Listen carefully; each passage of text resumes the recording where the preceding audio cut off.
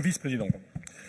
Oui, alors, Monsieur le Vice-président, chers collègues, tout ce qui bouge, on le taxe.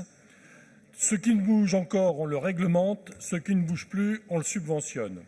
Ce célèbre adage rappelle une situation insoutenable pour nos entreprises et principalement nos TPE-PME qui représentent 99% de nos entreprises françaises. C'est celle d'une imposition étouffante. La France, championne d'Europe en termes d'imposition et de charges, voire même, je crois, championne du monde des pays qui tournent.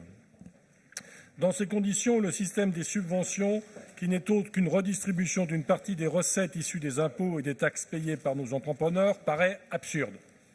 Les entreprises, plutôt qu'une nébuleuse d'aide, veulent avant tout une baisse significative de charges. Je veux rappeler ici notre position contre ce système socialisant et inefficace, défendu par la gauche comme par la droite depuis 30 ans.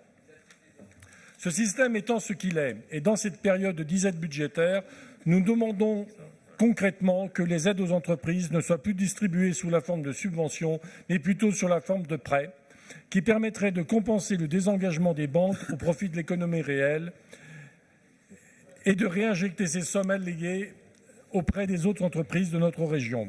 Le point très critique de votre politique relative aux aides aux entreprises est celui de la disparité entre les départements plutôt urbains et les départements plutôt ruraux. En 2017, les bénéficiaires du Rhône ont touché plus de 47 millions d'euros. Ceux de l'Allier, de l'Ardèche et du Cantal ont perçu moins de 55 millions d'euros.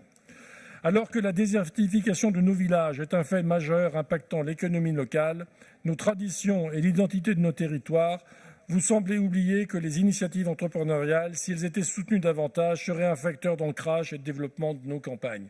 Je rappelle également qu'une subvention a vocation à terminer à 30% dans les caisses de Bercy.